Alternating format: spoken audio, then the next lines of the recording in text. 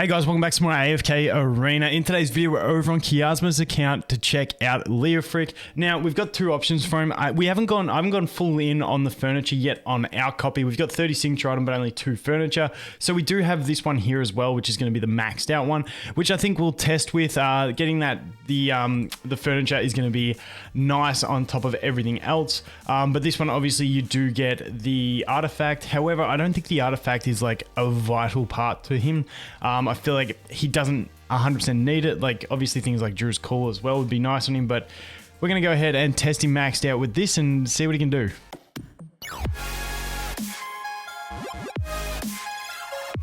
Okay, so firstly, this bit in the middle of the screen, I don't know what's going on there. Since the update, it's just been like that. Is anyone else getting that same issue, or is it just me?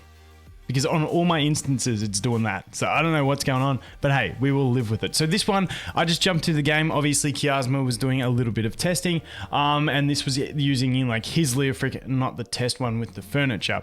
Now, like I've said before with Leofric, now there's a couple, the main issue with him is that he's really slow to act.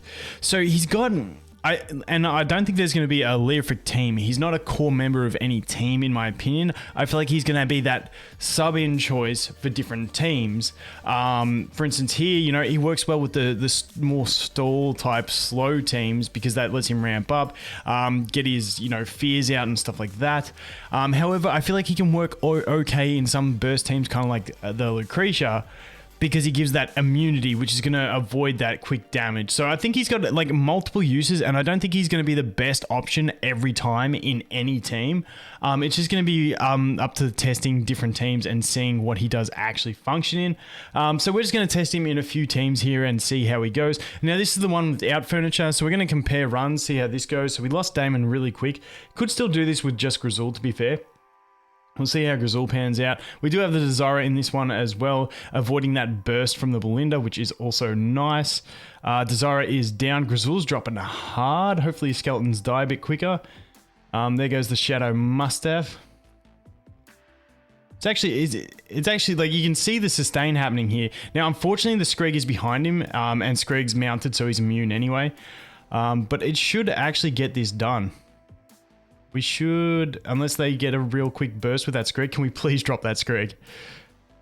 There we go. Oh wait, we got timed. We got timed. Okay, let's try that again. That wasn't a bad comp considering Damon died in the first 2 seconds. So let's try that again, but let's slap his furniture in there. Now his furniture won't make a difference early on, but we'll see what happens. So Damon is dying in this comp. Obviously we should swap that up, but let's just see what happens with that furniture. Once he gets that shadow, the totem out. Where is it? Pharrell's dead. I think this is going to be a bad run. But you can see the stacks on that Screg. We feared the Screg. That was from the Desire. And we got absolutely shredded there. So let's try swapping this up a little bit and see what happens. And I don't think he really needs the gear desperately. Okay, so our problem is that front row. That Screg's just one-shotting whoever goes there. But maybe we'll be able to do this with Damon staying alive. Bit of the BG's action. I really do like Desire's ult for like avoiding that burst type damage. It's actually really nice. But as you can see there, in the Damon comp, not too bad. Not too bad. But it was a well-balanced comp, obviously. But those added fears are quite nice because you got fears from Pharrell, fears from Desire, and fears from him, which ain't too bad. You get the defense bonus as well. So let's cancel that. Let's have a look. What else can we use him in? I feel like, so what I really want to try is a full Hypergen team. Without Lucretia. I don't want to make it a Lucretia thing. So we'll do this. Who do we put in the front row though? If we don't use Lucretia, who goes front? Let's do like this. Because what's the final bonus again? The haste. I mean, it's not bad. Energy recovery and haste. It's going to be sick. Do we do like a Zolrath thing? Do we try and do like a Zolrath? Except Zolrath will get one shot by the Screg. So let's do that. Let's try it with a Khazard. I don't think Khazard's going to work as well. Maybe we do... Yeah, because we need a better win condition. Let's try this. Let's see how this goes. Not too well. Not too well. If Zolrath can survive and reset, we might have a chance. Or if everything can start freezing. Okay, good. Reset. Man, there's something about Zolrath. I just absolutely love his reset. Maybe the delay into the battlefield actually hurt us in that. All right, I'm going to play around with full hypos. I'll be back in a sec. Okay, there we go. We did manage to get it, but I don't think it was a vital part in this. I did do a couple run-throughs with this where it was like him, Mahira, and Mezoth surviving. It's just a bit of fun to throw these guys in there. I just want to note, like, Mahira and Mezoth, pretty decent damage compared to the Khazard because, you know, Khazard normally does a good chunk of damage, but let's go ahead and press play. And like I said, I feel like it's hard to demonstrate where he's going to just be like the highlight of the show, except for what I've done in my other accounts with the Lucretia thing, because, you know, like Lucretia's about to die, it saves her, she recovers health, and then she goes. Like, that's like a definite way that I can see it displaying his power. But in this one, you know, this was just me having a bit of fun with the full hypo team. Something that I really wanted to check is the timing of his immunity. So if we'll put it on 1x speed. And I wanted to look at if we go over here with Ulna. So if we do an Ulna team, so if we do say Ulna and let's do, it doesn't even really matter who we do. So we could do it like with a Daemon, for instance. And then just bring some control as well in the back. And it really doesn't matter what else. We could bring like a Nara. I don't know if Nara's quick enough to interrupt that Verk. But basically what I want to see here is it's not about the team.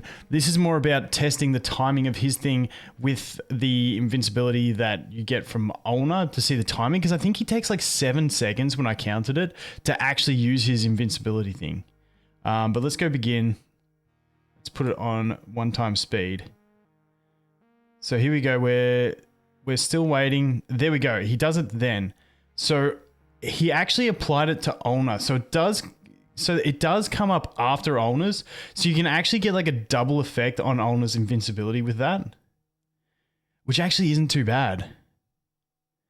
Like, that's not a bad way to function it. So basically you put Ulna in the front row, you get invincibility for that first part, and then whoever else you've got in there, whether it's Ulna or the other unit, once it ends, they get it. So let's just try that again and take a look at this. So here we go. So Ulna's immunity's up.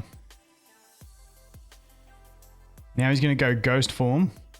And you can see that the Ulna's got the ghost form as well, and the Screg walked past her. Now that isn't going to be optimal unless you have something tanky in the back row that can take a hit, because that is the one catch behind this, using him in like stallish type teams. If it's your tank that he actually makes go invisible, it puts your back row at threat.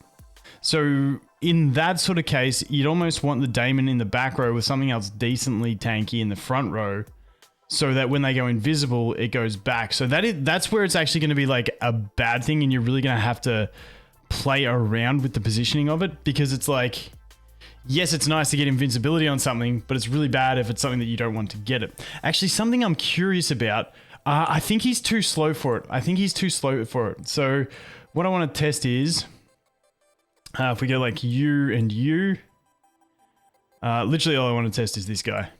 So I want to see if he can protect him.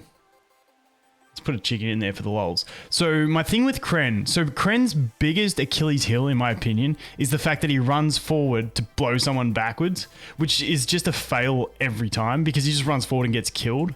So I wonder if this is going to protect him, but I think Kren acts too fast for it. So here we go. Kren is moving forward now, and then he puts it on. Well, he did actually get it on the Kren. To be fair, he landed it on the Kren as he was about to die. Let's check that again. But unfortunately, this is a bad example because this is against a Screg team. So you can see Kren's running forward. He gets chunked, but then he gets placed under invincibility, which is actually a decent interaction. Because now if that Kren can use his ult, I mean, it is a Screg team, so Screg's going to kill him. So, like, bad team to display it against. But as long as Kren doesn't get one shot and it takes, like, 2 hits to kill him, I guess it will kind of work. So let's just go into this one, see what happens. Okay, so Kren is going to go forward now. He's going to hit that. Bad example because he didn't really stress about that Kelther. Like, that Kelther wasn't an issue, and we put it on Brutus as well, which is less than optimal. But at least, like, it's got some form of decent-ish timing where it can protect a Kren. I feel like that's something that I might try and use it in. Unfortunately, this one is a Gwyneth team, so I don't even want to bother because I can't be bothered putting a Nara in the team or anything like that. Let's go to this one. Oh, Zafrael. Okay, let's test this against a Zap. Let's see what happens. Okay, who are we gonna... he's dead. He died to the axes. Okay. Damn, we gotta change up the team.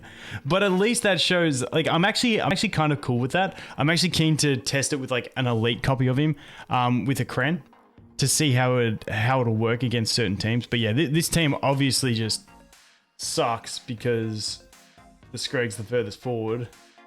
He runs forward as that bomb's coming, gets chunked, but then gets that invincibility. Like, I do like it. I do like the fact that actually semi works.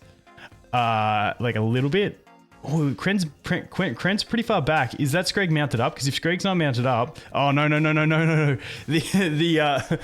The big iron jaws that running through from what's his face's ult. So, you know, not a bad interaction. Okay, so I was trying to mix it up and try it with like an Antandra, like the idea being having 2 tanky tanks to survive. Let Antandra lunge and deal damage, but get damaged herself and do it. I feel like there'll be niche situations which you could do stuff like that, but it just wasn't working. The other thing that, and like, he reminds me a lot of like Eloard as well with that sort of support into the battle. The next one I want to try is like a Zafrael thing. So if we do like the Zafrael team, and we just do like a Screg invade, and then we'll try and just use like boring stuff that's not too vital so that we can just have a play with it and see if it's like it'll be impactful on the support for your main hero getting damaged. So what I'm hoping here is it goes on Zafrael.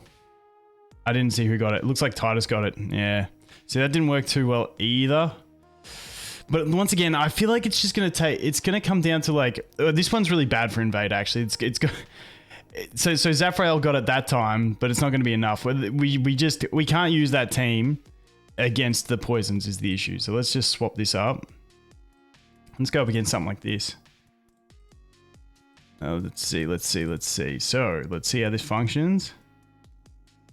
Okay, so Trana dead. He's dead. Zafrael going boom. Titus going ham.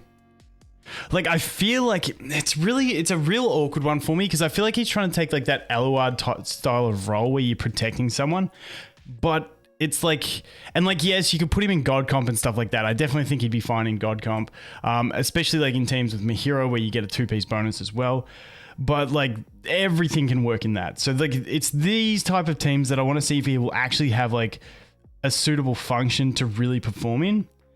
It's really interesting to me because like, I love him for the idea of my Lucretia team.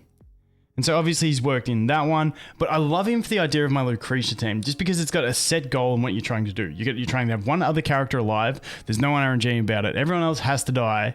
Then you just protect that Lucretia. It makes sense. It sounds really functional. The rest of it is very RNG based on the fight itself and who he protects and who takes the damage early and stuff like that. For instance, that one with Kren, it just so happened that Kren ran forward, took the damage, so it made him the one that we protected, who was the one that we wanted to protect because we didn't want him to fully die. So it's a lot of RNG around health pools and the enemy team. Basically, I think my end conclusion on this guy is he's going to be useful in different teams. But I think his use is also good at low Ascension, especially for earlier game. An elite copy is going to do the same role that he'll do at Ascended pretty much, as long as you can keep him away from damage. He just has that weird thing how he runs a little bit forward sometimes, which is annoying, but that's about it. Anyway, guys, that is going to be it for this one. Thanks for watching. Hope you have an awesome day, and I look forward to seeing you in the next one. Cheers.